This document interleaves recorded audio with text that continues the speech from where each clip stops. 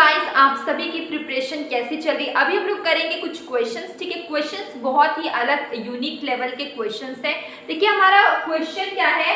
First question is, देखिए यहाँ पे हम लोग इसको बहुत डीपली नहीं करने वाले, ये सारे टॉपिक्स हम लोग कर चुके हैं। तो अगर आपको डिटेल में पढ़ना होगा, प्रिग्रेशन सर्च करिएगा, आप ये कोरिलेशन सर्च करिएगा, आपको मिल जाएगा। ये सारे टॉपिक्स पे और भी अलग अलग टाइप के क्वेश्चंस हम लोग कर चुके हैं। अगर आप रेगुलर इस चैनल पे आप बने होंगे तो आपको पता होगा कि हम लोग ने रिग्रेशन कोफिशिएंट पे और भी क्वेश्चंस किए। ठीक है, तो चलिए स्टार्ट करते हैं। हमारा फर्स्ट क्वेश्चन क्या है, regression line which is given below. ठीक है, ये जो रिग्रेशन लाइन है ये आपको क्या बताता है? देखिए रिग्रेशन लाइन क्या बताता है, पर negative correlation, zero correlation, perfect positive या परफेक्ट नेगेटिव। ठीक है, पॉजिटिव तो ऊपर की ओर जाएगा, नेगेटिव तो नीचे की ओर जाएगा, लेकिन ये ना ही ऊपर है ना ही नीचे है, ये कुछ इस तरीके से लाइन है। ये बताता है जीरो कोरिलेशन। क्या बताता है? Zero correlation. तो answer will be A, answer will be A. हम लोग क्वेश्चन को बहुत डीपली नहीं करेंगे, क्वेश्चन को हम लोग बस आंसर कर रहे हैं। ठीक है, अब हमारा नेक्स्ट क्वेश्चन है।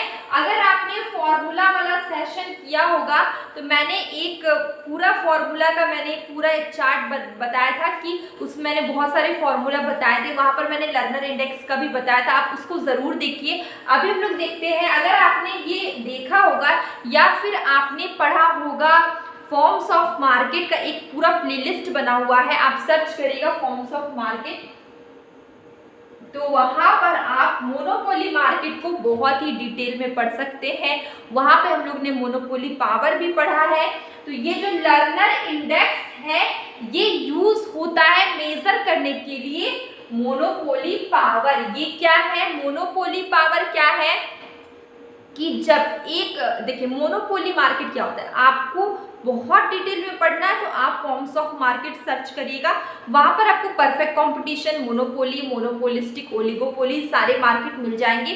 तो देखिए सिंपली मैंने वहां पे बताया, मोनोपोली का मतलब ये होता है, mono stand for single, poly stand for seller. ठीक है, क्या होगा? Mono stand for single, poly stand for seller. Monopoly market एक ऐसा मार्केट है जहां पे सिंगल सेलर पाए जाते हैं। ठीक है, तो मोनोपोली जहां पे सिंगल सेलर होंगी और बहुत सारे बायर्स होंगे, तो जो मोनोपोली, जो सिंगल सेलर है वो क्या करेगा?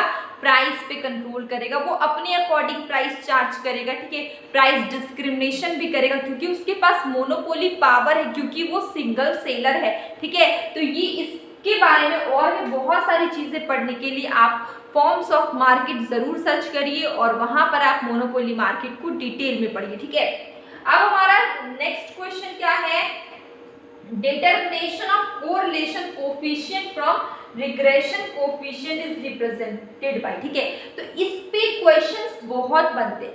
अभी तक हम लोग जो क्वेश्चंस करते आए थे उन सारे क्वेश्चंस में हम लोग वैल्यू निकालते थे। ठीक है, हम लोग क्या करते थे, हम लोग के पास बी वाई एक्स गिवन होता था, बी एक्स वाई गिवन होता था और हम लोग वैल्यू निकालते थे। ठीक है, लेकिन यहाँ पर आपसे फॉर्मूला से क्वेश्चन आ गया, इसलिए मैं उस समय बोलती थी ध्यान से फॉर्मूला को जरूर देखिए क्योंकि फॉर्मूला भी पूछे जा सकते हैं। ठीक है, तो देखिए यहाँ पे क्वेश्चन क्या है, डिटरमिनेशन ऑफ कोरिलेशन। ठीक है, अगर आपको कोरिलेशन कोफिशिएंट निकालना है रिग्रेशन कोफिशिएंट से, तो ये रिप्रेजेंट होता है कौन से फॉर्मूला से? अगर आपने सेशन देखा होगा तो आप कमेंट सेक्शन में फॉर्मूला बताइए, ABCD फॉर्मूला हमारा करेक्ट है ए का।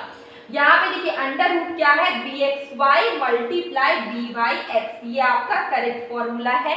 क्वेश्चंस इस फॉर्मूला से काफी बनते हैं, तो आप इससे आपको क्वेश्चन भी आएगा वैल्यू निकालने का, तो ये इंपॉर्टेंट है। Answer will be A. Question क्या है, sampling is the process of learning about. ठीक है, तो अब हम लोग थोड़ा सा थ्योरेटिकल करेंगे स्टैटिस्टिक का, वो भी बेसिक है ये सब। अगर आपने क्लास 11th में या 12th में स्टैटिस्टिक पढ़ा होगा, ये बहुत बेसिक सा है। सैम्पलिंग का जो प्रोसेस है, ये इसमें हम लोग क्या लर्न करते हैं? सैम्पलिंग में हम लोग पॉपुलेशन को लर्न करते हैं। ठीक है, इसका आंसर हो जाएगा ए, पॉपुलेशन। ठीक है, बहुत को क्या करेंगे, सैम्पलिंग में सैंपल लिख देंगे, लेकिन sample is not correct answer, correct answer is population. ठीक है, sampling is the process of learning about the population. ठीक है, answer will be A.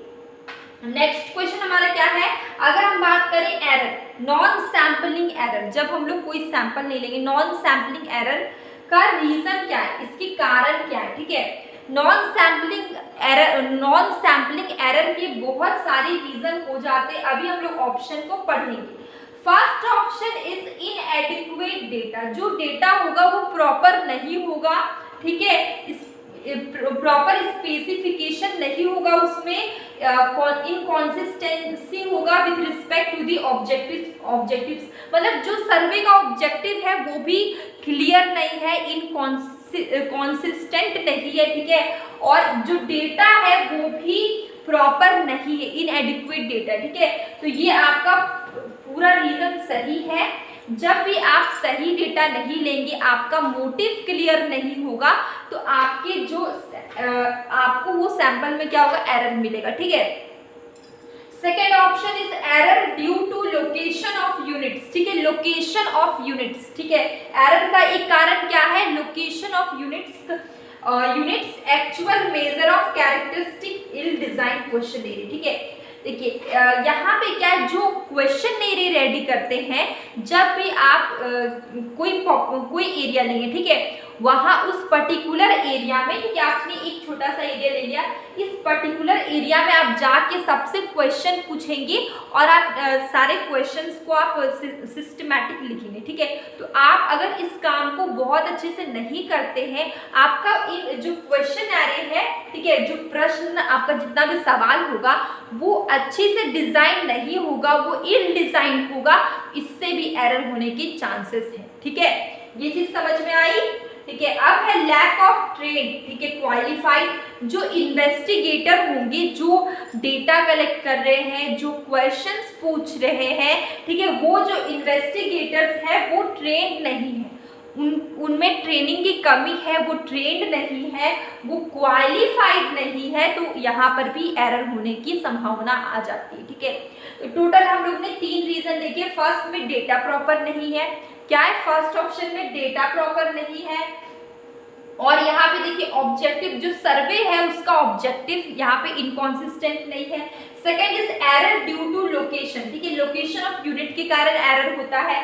Actual measure of characteristic, यहाँ पे देखिए जो भी क्वेश्चंस पूछ रहे हैं वो आपका सिस्टमैटिक अच्छे से डिजाइन नहीं है। ठीक है, इससे भी एरर हो सकता है।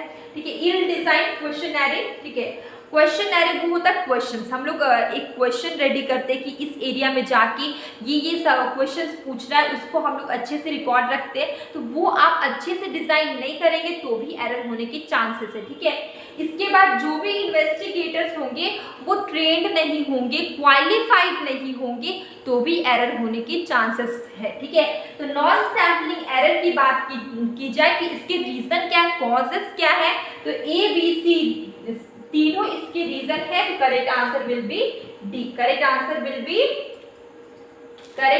Will be D. ओके, तो हमारा आंसर क्या हो जाएगा, इसका डी हो जाएगा। तो इसी के साथ अब हम लोग मिलेंगे कल एक न्यू वीडियो में, और अभी हम लोग ने क्वेश्चंस किया। ठीक है, यूजीसी नेट इकोनॉमिक्स की आपकी ये स्टैटिस्टिक का पोर्शन हो गया था। हम लोग डेली एक अलग अलग टाइप के कुछ क्वेश्चंस लेकर आएंगे, कभी ऐसे यूनिक क्वेश्चंस लेकर आएंगे जिससे जो आपने कभी सॉल्व ना किया हो, आपके लिए बहुत नया हो और आपको सॉल्व करने में मज़ा आए। ठीक है, तो अब हम लोग मिलेंगे कल एक न्यू वीडियो में, और इसके साथ ही मैं बोलना चाहती हूँ कि मैं डेली एक क्वेश्चन पोस्ट करती हूँ, उसमें आपको आंसर कमेंट करना है। ठीक है, मैं आंसर नहीं बताती, आपको आंसर कमेंट करना है, और आप एक शॉर्ट वीडियो भी आपको मेरी तरफ से मिलेगी जिसमें आपको प्रीवियस ईयर के क्वेश्चन पेपर मिलेंगे, तो आप उसका आंसर भी कमेंट करके बता सकते हैं। ठीक है, जितना ज़्यादा प्रैक्टिस करिए उतना ही ज़्यादा आपके लिए बेनिफिशियल होगा। अब हम लोग मिलेंगे कल एक न्यू वीडियो।